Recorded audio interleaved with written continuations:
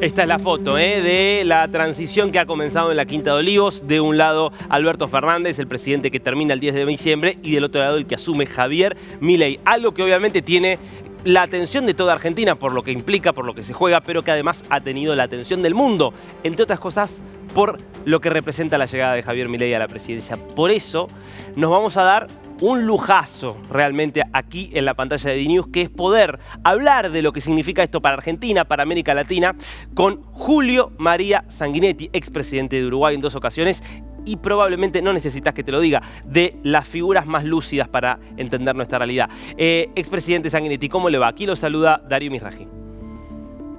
Muy bien, encantado. Encantado de hablar con ustedes. Efectivamente, la elección de Milei ha marcado, digamos, una referencia casi revolucionaria, diríamos así, en la política argentina y regional. ¿Por qué? Bueno, porque para empezar es un outsider real. No tiene partido, no tiene sede partidaria, tiene apenas un grupito muy pequeño de diputados que sacó en la elección anterior y emerge en una posición como de agitador este, este, casi revolucionario, proclamando lo que él llama anarcocapitalismo, es decir, una actitud liberal extrema. De modo que es un impacto muy fuerte en el sistema político argentino.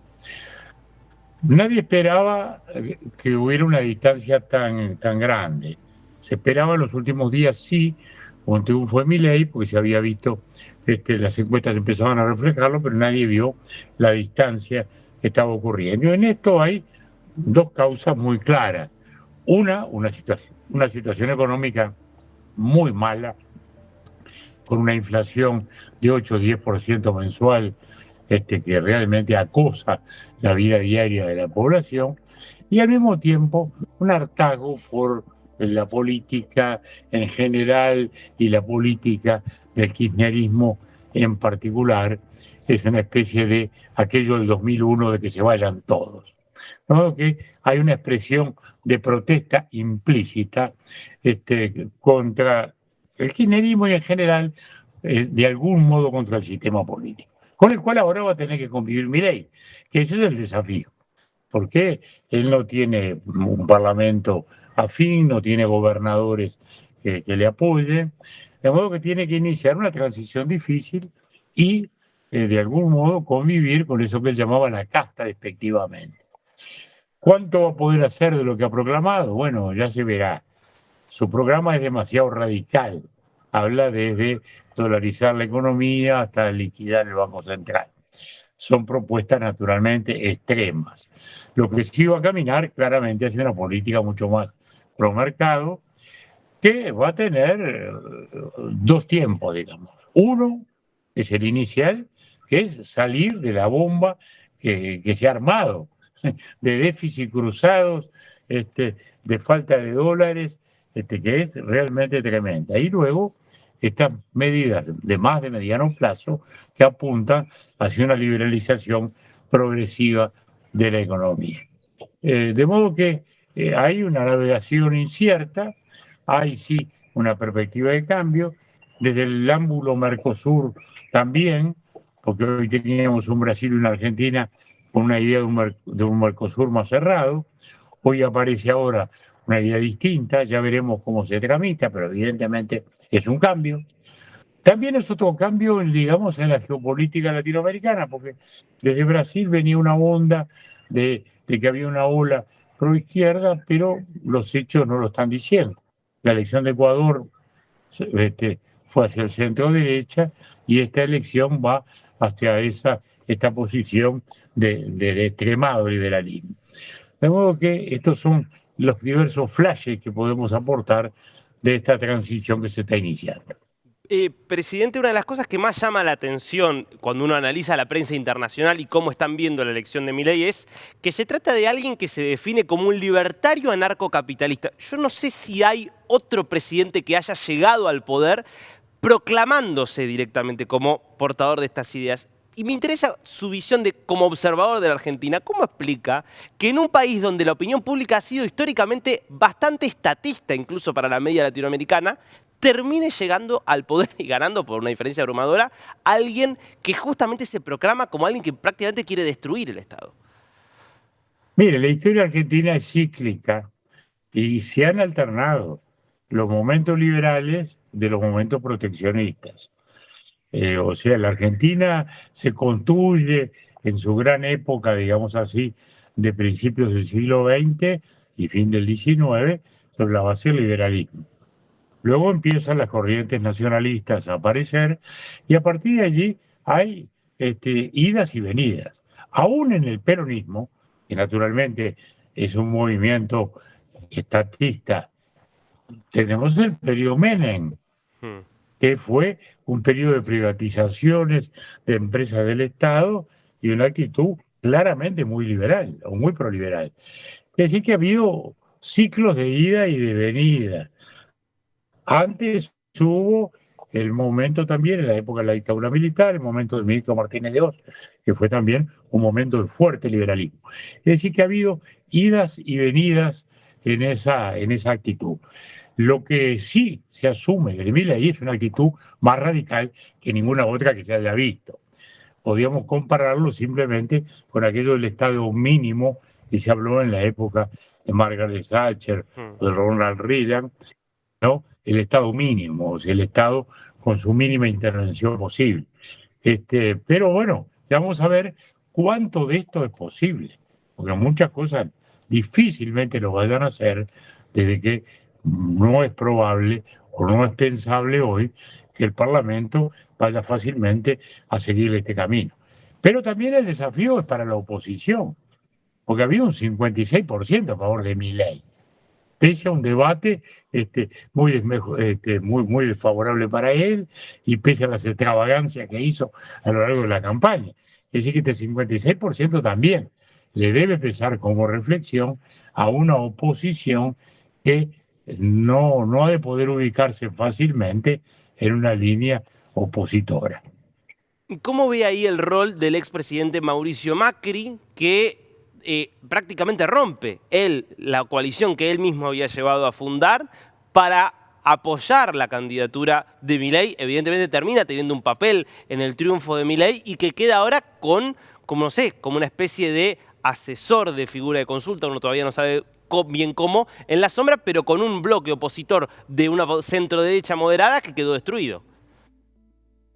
Bueno, Mauricio ha tenido digamos, unas variantes tácticas bastante impredecibles que le llevaron justamente a quebrar el Juntos por el Cambio, donde quedó fuera, digamos, el Partido Radical, no todo, pero sí el Partido Radical como partido, también la coalición cívica de Carrión, en fin, y él asumió ya que la ola de, de Milei era irrefrenable y que había que subirse a ella para enfocar, digamos, hacia un retorno liberal. Ha sido una jugada táctica muy riesgosa, muy polémica, pero indudablemente exitosa. Y ahora ya veremos cómo administra su relación, que no va a ser sencilla, que no va a ser sencilla a mi juicio. Acá me atrevo a un pronóstico porque la personalidad de Milei luce como una personalidad muy particular y ya veremos cómo se administra. Pero en todo caso, creo que Mauricio hoy aparece reposicionado en el escenario político argentino. Presidente, lo quiero llevar un poquito a la región, al impacto que esto tiene en la región.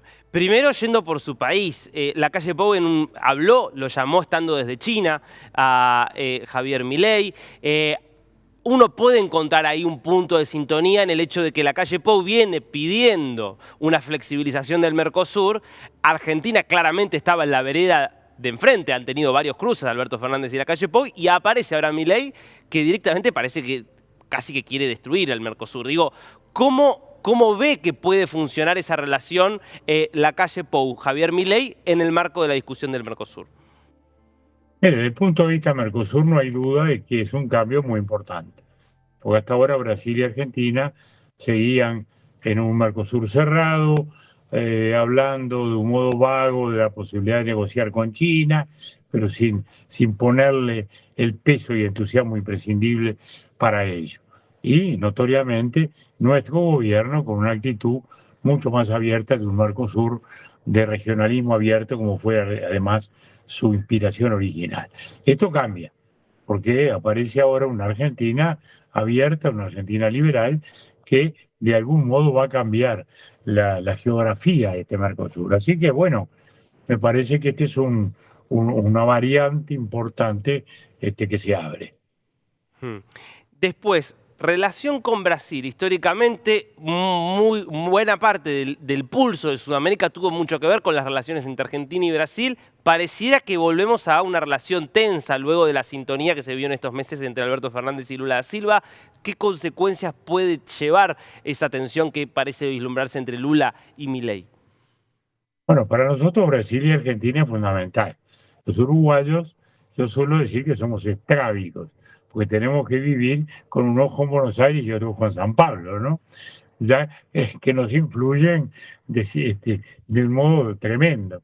Por ejemplo, en este momento estamos sufriendo en todo el litoral sobre el río Uruguay una crisis comercial producto de que los uruguayos van a comprar hasta la canasta diaria del otro lado del río, porque hay una diferencia de precios enorme con la Argentina, donde los precios están regalados para los uruguayos, nosotros estamos muy caros en términos comparativos, por algo absurdo, y es que el PBI per cápita uruguayo ha crecido un 30% más que el argentino en los últimos años, lo cual es disparatado cuando uno lo piensa con lo que significa la Argentina desde el punto de vista económico. Pero con esto le estoy indicando en cuánto estamos mirando hacia un lado y hacia el otro. Personalmente creo que va a haber naturalmente esos debates, pero no le pongo un tono dramático. Brasil es un país de tradición diplomática que sabe negociar. Hoy ha estado en un viraje, a mi juicio, demasiado en la política internacional, hacia una izquierda un poco pasada de moda, pero es una opinión muy personal. Pero Brasil sabe convivir. Confío que Argentina también. La canciller que se ha designado es una persona seria en Argentina, de modo que yo calculo que vamos a tener unas relaciones políticas, aún con diferencias de criterio, digamos, diplomáticamente manejables. Hmm. Presidente, en este contexto, obviamente las discusiones que también se están dando respecto de lo que pasa en Israel, las posiciones como por ejemplo la de Bolivia, Colombia, Chile, que de diferente manera han, no quiero decir que, bueno, en el caso de Bolivia sí, directamente poniéndose del lado de Hamás, en el caso de Colombia y Chile quizás con más grises, y aparece un presidente como Milei que plantea un alineamiento muy claro hacia Israel. ¿Cómo está viendo esas discusiones que se están dando en la región en torno a lo que sucede allí en Medio Oriente? Desgraciadamente no se está dando una discusión balanceada, porque se ha perdido de vista en estos países que usted menciona que hay un agresor y hay un agredido, ¿no? ¿Cómo es que empieza todo esto? No empezó Israel, no, un agresor y un agredido. O sea, jamás que ocupa de facto el gobierno de Gaza, porque no nos olvidemos de eso tampoco, ¿no? O sea, Gaza es parte de lo que debería estar gobernando la autoridad palestina y no lo está gobernando por una situación de hecho dictatorial, digamos así, que maneja Hamas. Bueno, o sea, él fue el agresor, el otro es el agredido que tiene derecho a defenderse y las consecuencias sí son penosas para todos, indudablemente. Pero creo que no hay que perder de vista la situación básica. Hay un agresor y hay un agredido. Ahora, desde el ángulo de nuestra región, está claro que Milei ahora va a estar más cerca de Uruguay. Nosotros tenemos una posición en que defendemos el derecho, reconocemos el derecho de Israel a defenderse de una agresión terrorista, cruel y despiadada como la que sufrió, y que tiene derecho a tratar de desarmar, digamos, la organización que lo ha invadido, que lo ha agredido. Es algo penoso, difícil. Bueno, estos días esperemos que haya algún cambio de rehenes y la situación vuelva a disminuir su tensión. Pero la verdad es que es un episodio muy triste, muy penoso. Lo quiero llevar un momento a la situación ya interna en Uruguay. Se empezaron a definir las precandidaturas a las elecciones presidenciales. Estamos a 8 meses de lo que van a ser las internas, a 11 meses de las generales. ¿Cómo está viendo ese proceso? Uruguay tiene dos coaliciones de partidos más o menos equivalentes. La coalición de izquierda, ya con una larga tradición, unió en su tiempo comunistas, socialistas y demócratas cristianos, y hoy ha agregado otros grupos de diversos orígenes. En esta elección apareció lo que hemos llamado una coalición republicana, que incluye a los dos partidos tradicionales, Partido Nacional, Partido Colorado, y otros dos partidos, uno nuevo llamado Cabildo Abierto, etc. Yo diría que son dos coaliciones equivalentes. El gobierno ha gobernado, a mi juicio, con éxito, una situación impensadamente hostil, porque arrancamos con la pandemia, como el mundo entero, y la caída económica consiguiente, seguimos con una sequía sin precedentes, seguimos con la inflación que desató la guerra europea, seguimos con la caída de precios internacionales actuales, pese a lo cual el Uruguay tiene hoy un razonable crecimiento en este periodo de algo así como un 4% y podrá terminar el gobierno con un 7%, ha recompuesto el salario real, que se había caído drásticamente en el 2020 por la pandemia, ha recompuesto, hoy el salario real está un 4% por encima de lo que estaba en aquel momento cuando empezó el gobierno, y el nivel de empleo también. De modo que básicamente la coalición puede mostrar un país que está funcionando y que en la comparación luce a su vez con una inflación que ha bajado a un 4% aproximadamente. De modo que el gobierno tiene su fuerza, la oposición tiene la suya, naturalmente, pero no tiene los liderazgos de otro momento. De modo que, bueno, allí está el debate armado. Nosotros miramos con optimismo. Lo que le puedo decir es que va a haber una elección el año que viene razonablemente pareja, digamos, no va a haber goleada. Se va a ganar, yo confío en que la coalición republicana lo podrá hacer por alguna ventaja, como ya lo demostró no solo en la elección pasada, sino también en la llamada referéndum de la llamada LUC, o sea, una ley de urgente consideración que fue llevada por la oposición frentista al referéndum y que la ciudadanía ratificó.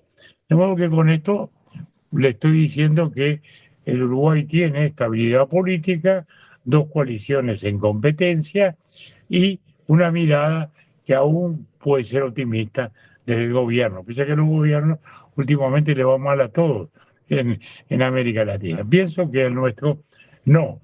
Vamos a ver cuánto bien o cuánto no tanto bien. ¿Y cómo cree que puede impactar lo que fue el escándalo de la entrega de este pasaporte, con un audio incluido? Del pasaporte me refiero a Sebastián Marcet, con este audio incluido que tenía al ex canciller Bustillo como protagonista y que termina justamente con la salida del canciller Bustillo, con la salida del ministro Heber. ¿Cómo puede impactar esto a nivel electoral? Mire, en primer lugar, el famoso pasaporte fue un acto legal, esto no discute nadie. En aquel momento, Marcet no estaba requerido ni por la Interpol, ni estaba requerido por la justicia uruguaya, porque el pasaporte que se dio estaba bien. Lo que luego se dio es un debate interno entre el gobierno, lleno de errores, porque algunos sabían de la existencia de este Marcet, que entonces no era conocido, otros que sí, empieza un conjunto de reproches entre el Ministerio del Interior y el Ministerio de Relaciones Exteriores, que culmina con la renuncia de los dos ministros. Que fue un daño, yo diría, autoinfligido por el gobierno, pero bastaba decir, mire señores, esto es legal, ¿no? Ustedes sabían, bueno, algunos sabían, otros no sabían, no interesa. El tema es que acá no hay un acto de corrupción, ¿no? Porque no hay un acto de abuso de función, lo que se dio es legal, o sea, no hubo ninguna cosa normal. Lo que sí hubo, una mala tramitación interna, que naturalmente le ha generado al gobierno un daño, porque se tuvieron que ir nada menos que dos ministros importantes, que, bueno, pagaron un precio político elevado a lo que ha sido, yo diría, errores políticos en el manejo de la situación. Última pregunta le hago, presidente, y viendo, digamos, que el escenario electoral que se abre en Uruguay el año que viene y también lo que acaba de suceder en la Argentina. Uruguay se ha mantenido hasta ahora como bastante blindado frente a las excentricidades políticas, vamos a decir así, que ha habido en los otros países. El sistema de partidos se mantiene firme, a diferencia de lo que ha pasado en otros países de América Latina, donde ha estallado. ¿De qué depende que Uruguay pueda mantenerse así, que pueda mantener sistema de partidos equilibrados y que mantienen justamente una democracia tan sólida como es la uruguaya? Bueno, depende primero de una cultura cívica del país que felizmente la tiene, ¿no? Es decir, la gente, la ciudadanía tiene una cultura cívica que, digamos, que privilegia la república, que privilegia la democracia. O sea, porque el sistema democrático se basa en un consenso básico, en un pacto tácito de la ciudadanía. Si no hay eso, las cosas se hacen difíciles. Primera cosa. Depende luego de la construcción. Estamos en un cambio de civilización industrial a civilización digital, estamos en un cambio de empleo inseguro, estamos en un cambio muy fuerte en el mundo que naturalmente sacude a las sociedades. Entonces, nadie está inmunizado, nadie tiene la vacuna milagrosa.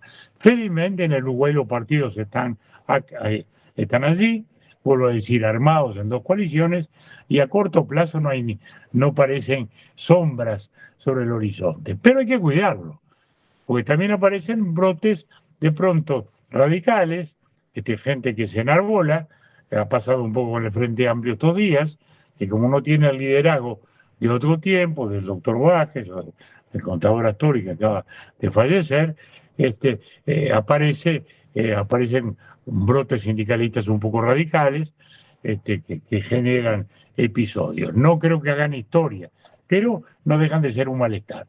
Yo diría que el sistema de partidos está sólido y así se va a ver en la próxima elección. Presidente Julio María Sanguinetti, un verdadero placer escucharlos. Gracias por este tiempo con DNews. Gracias a ustedes.